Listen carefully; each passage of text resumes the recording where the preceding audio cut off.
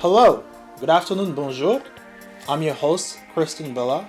If you're watching this video, you probably want to learn how to be a better photographer with PICHA. So stay tuned.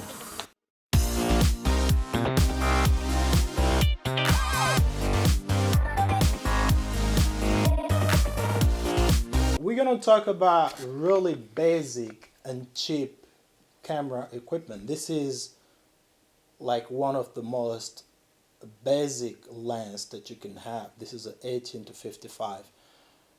Personally, I can use this lens sometime when I do vlogging, if I have just to film myself or something not too serious, but you cannot really use a lens like this. This is an 18 to 55. You get this cheap lens when you buy your camera. I'm sure all of you know this lens. We're going to talk about 50mm lens today.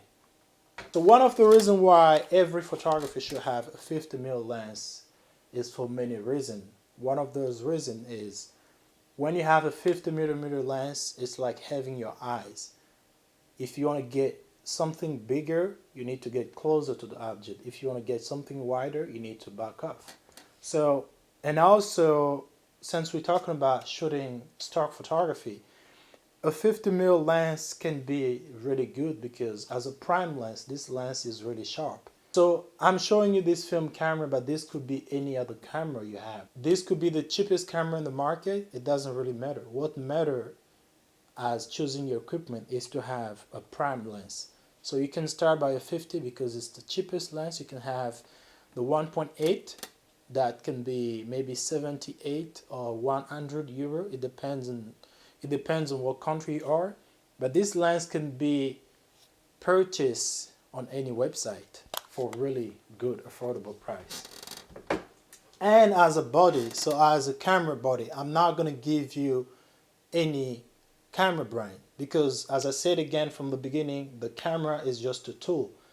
By the time you start thinking that your camera is a magic stick, you will block yourself from creating amazing work. I'm a person that does not stick with brands because I believe that I need to use the camera just as a tool. Since you're doing stock photography, you should have a camera that has a minimum of 18 megapixel. So I don't know what brand of camera. Maybe you can start by a really low Canon camera, like you can have a 100D and still do good photos. You can have a 550. You can have a 6D. You can have a 7D. Whatever camera you can have, but keep in mind you need to have a camera that shoots minimum 18 megapixel. The bigger you have, the better. But I'm not gonna advise you to get a camera that costs $5,000. You need to start by a small camera and then upgrade. So by a small camera, I don't mean buy a Canon, buy a Nikon. I'm a person that use Canon from my film camera to my digital camera to everything. I use Canon. But I also use Nikon sometime on paid job or on personal work. I also use Sony. I also use GH4, like a Panasonic. So it doesn't really matter what brand you have. You just need to think of, what do I need to tell as a story? A camera is good. It's good to have a $5,000 camera, but do not limit yourself to think, I only have to shoot with this camera. As a stock photographer, I can advise you to have a minimum of 2 lenses. So it depends on your budget. The first and the most important lens to have as a stock photographer or as just a regular photographer is a 50mm lens. You can have a 1.4, you can have a 1.2 if you can afford it, you can have a 1.8. But you need to have a 50mm lens. Number 2, you need to have a lens that does wide shot and close shot. So I can advise you to have a 24 to 105 by Canon or by Nikon. I think Nikon also does a 24 by 105. But you need to have a lens that does a wide and a close-up shot. If you're shooting in a really small studio or in a really small environment and you're shooting only with your 50mm lens, you're going to miss a lot of stuff, especially if you don't have a full frame camera. So the best to have, first of all, to start, is to have a 50mm lens for close-up portrait, for like outdoor portrait, for many occasions. But when you start with stock photography website, you should upgrade at least to a 24 to 105, or to a 24 to 70, or to a 24 to whatever you can get, the closer you can get. Especially when shooting on full frame, to shoot with a 24-105 can help you a lot. You can use that as a wide angle lens, and you can use it to all the way to 105 as a close-up lens. And for cameras, I'm not going to give you what brand you should buy. These days you have so many brands to choose from. You can have a Fuji X100 series, you can have a A7R, you can have a 5D Mark II. Even the 5D Mark II is really good to start with shooting stock photography. So I'm coming back again from the beginning by saying a camera is just a tool, but you need some minimum requirement to shoot stock photography website.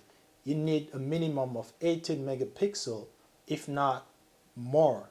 What I love about shooting with mirrorless camera, such as a Sony, Fuji, or Panasonic, you have the camera looks really small, like a Fuji almost look like this camera, and you have a 35mm lens on it. And what good about this camera is that you can take this camera everywhere and people will not be intimidated to shoot with you. Whereas if you shoot with a 5D Mark IV or a 1DX Mark II, the camera looks really huge. So whenever you carry that camera around, everyone is going to look at your camera. So I really advise you to have the smallest camera you can have, the smallest gear you can have. So since we're talking about gears, I'm going to share with you some gears that you might need. It really depends. When you shoot stock photography photos, it's the best to have as much as natural light as you can, because most of your photos will be outdoor. So you do not need to carry big flash or big strobes outside. But in some cases, it's always good to have a speed light. This is a flash that you put on top of your camera.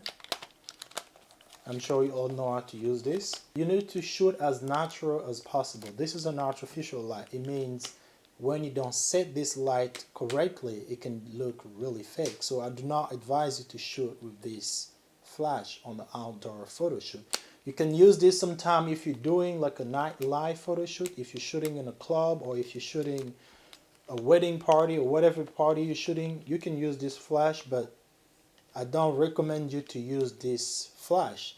That's why it's really good to have a 50mm lens, because that lens can open all the way to 1.8 or to 1.4.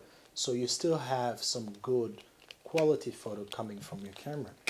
So I think I was helpful. If you have any question about any gear, about anything that you think you should have, about any equipment, leave me a message. Don't forget to subscribe. So thank you again for watching, and see you soon.